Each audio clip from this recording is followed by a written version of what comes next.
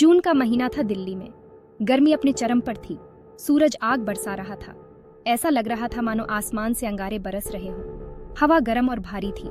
सांस लेना भी मुश्किल हो रहा था। हर जगह भट्टी सी गर्मी लग रही थी। लोग पसीने से तरबतर हो रहे थे।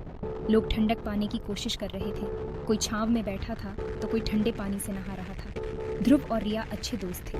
वे बचपन से एक दूसरे के साथ थे। वे एक ही मोहल्ले में रहते थे। उनके घर पास पास थे। उन्हें बाहर खेलना बहुत पसंद था। वे अक्सर पार्क में क्रिकेट खेलते थे, लेकिन गर्मी ने नामुमकिन कर दिया था। बाहर निकलना मुश्किल हो गया। इतनी गर्मी है कि पार्क भी नहीं जा सकते यार। रिया, क्या करें अब?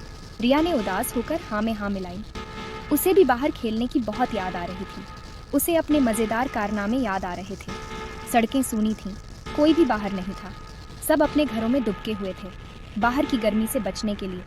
वे चिलचिलाती धूप से राहत चाहते थे। हर कोई ठंडक की तलाश में था। ध्रुव और रिया को ठंडी मानसून हवा का इंतजार था। वे बारिश की बूंदों का बेसब्री से इंतजार कर रहे थे। ध्रुव खिड़की के पास बैठा था।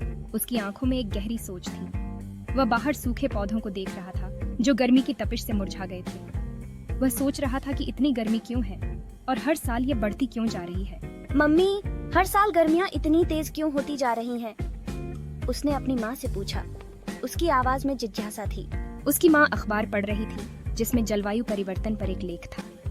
उसने एक गहरी सांस ली। ये ग्लोबल वार्मिंग की वजह से है बेटा, उसने समझाया। ग्लोबल वार्मिंग का मतलब है कि पृथ्वी का तापमान धीरे धीरे बढ़ रहा है।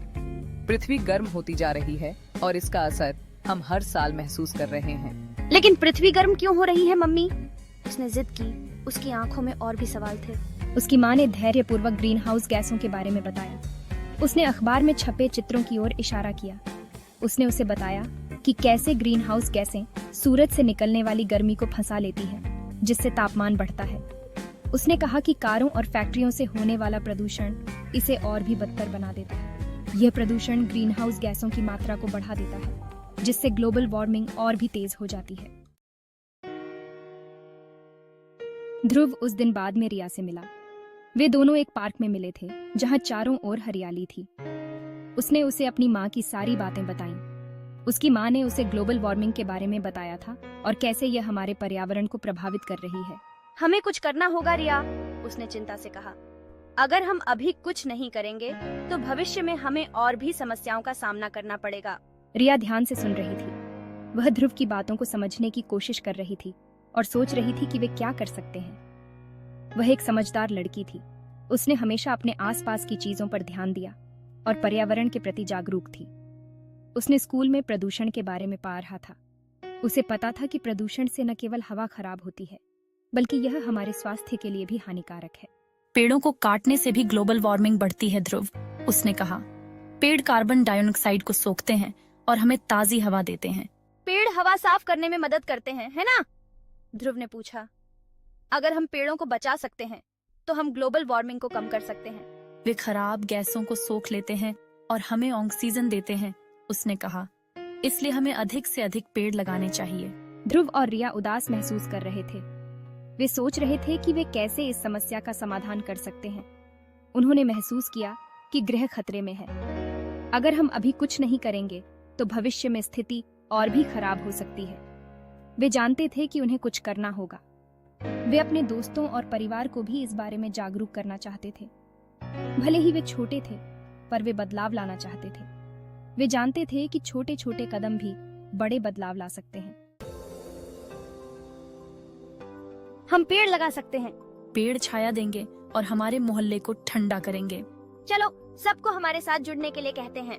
ध्रुव और रिया ने अपने दोस्तों और पड़ोसियों से बात करने का फैसला किया। वे ग्लोबल वार्मिंग के बारे में समझाना चाहते थे। उन्हें विश्वास था कि साथ मिलकर वे फर्क ला सकते हैं। ध्रुव और रिया अपने मोहल्ले को हरा भरा बनाने के लिए दृढ़ संकल्पित थे। वे जानते थे कि यह आसान नहीं होगा, लेकिन वे कड़ी मेहनत करने के लिए तैयार थे। ध्रुव और रिया ने छोटे से शुरू किया। उन्होंने अपने दोस्तों को इकट्ठा किया। उन्होंने बीज और पौधे इकट्ठा किए। वे घर घर गए। उन्होंने अपने पड़ोसियों को ग्लोबल वार्मिंग के बारे में समझाया। उन्होंने उनसे पेड़ लगाने का अनुरोध किया। आपके समर्पण से हम बहुत प्रभावित हैं। हम मदद करने के लिए खुश हैं। हर सप्ताहांत ध्रुव, रिया और उनके दोस्त पौधे लगाते दिखे। वे नियमित रूप से पौधों को पानी देते थे। वे अपने छोटे हरे दोस्तों का ख्याल रखते थे। धीरे धीरे मोहल्ला बदलने लगा। छोटे पौधे छोटे पेड़ों में बदल गए। कभी सूनी सड़कों पर अब हरे भरे हिस्से थे। हवा ताजगी से भरी महसूस होती थी। चिलचिलाती धूप उतनी कठोर नहीं लगती थी। तापमान थोड़ा ठंडा लग रहा था। पेड़ों की शाखाओं पर पक्षी खुशी से चहकते थे। फूलों के आसपास तितलियां मंडराती थीं। हमने अपने प्रयासों पर गर्व है। हमारी छोटी सी पहल ने बड़ा बदलाव लाया है। उन्होंने अपने मोहल्ले को हरा भरा और ठंडा बना दिया था। उन्होंने साबित कर दिया कि बच्चे भी फर्क ला सकते हैं।